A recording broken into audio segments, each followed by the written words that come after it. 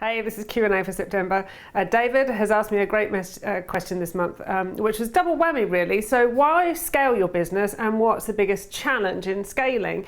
He's sitting pretty on a great consultancy model based business and has a 6-figure income and no staff. Happy days.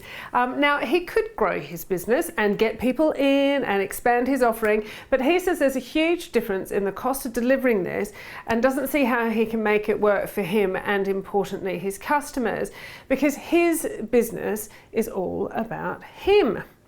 Amazing question. Well, this is such a goodie. I think I'm going to answer it in part 1 and part 2. So this is going to be part 1, which is the why. And the first bit is really simple. You don't have to scale, David.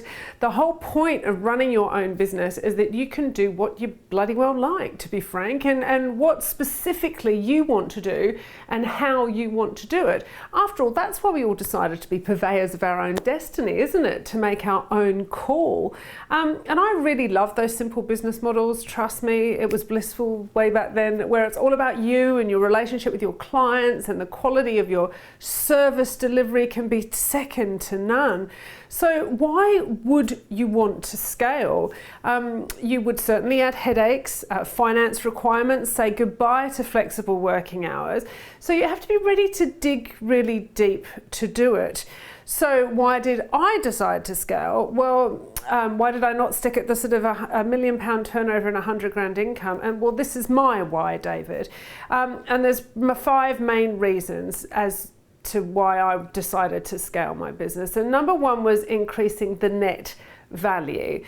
So there was little value in your consultancy-based business. It's not as saleable because you're the only asset.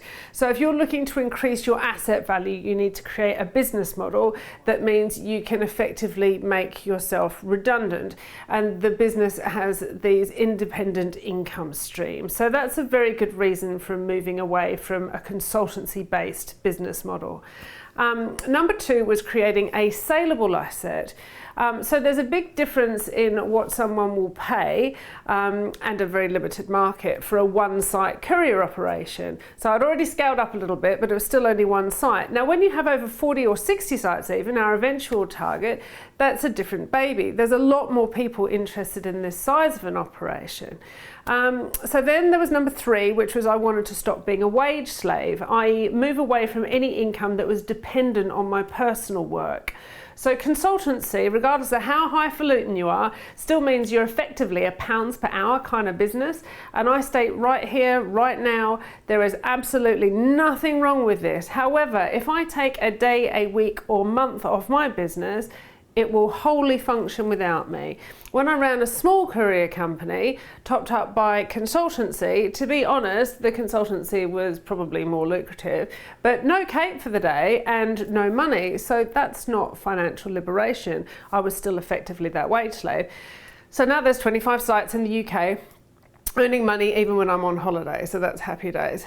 And then I guess there's the volume. Number 4, I guess, would be the volume comes discounting. So in our market particularly, we got to buy better buying rates, which enabled us to compete in a very competitive arena.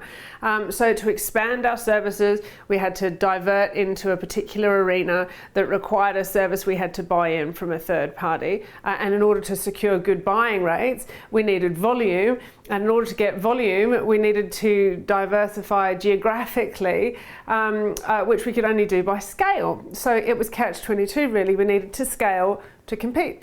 So Diamond Guildford couldn't do this alone. Diamond Nationwide could. So that was my 4th really good reason. And number 5 was spreading my risk. Beforehand, it was all very Guildford reliant back in the day. If my depot did badly, then I was buggered, frankly. My income depended on it. Now, if we have a bad day, the likelihood is that somewhere in the network, someone is having a really great day. So the ups and downs of turnover are leveled out by that spreading of that kind of risk. So that's my top 5 reasons for scale summarized. Let me just remind you of them all again. So number 1, I wanted to increase value. Number 2, I wanted to create that saleable asset because I don't want to do this forever. Number 3, I wanted to stop the business being Kate reliant. Number 4, I wanted to achieve better buying rates through volume. And number 5, I wanted to spread risk. So I hope that helps, David. In part 1 of your question, you don't have to scale your business. If you're happy and have a great life, then I would have a good hard look at your why you want to scale.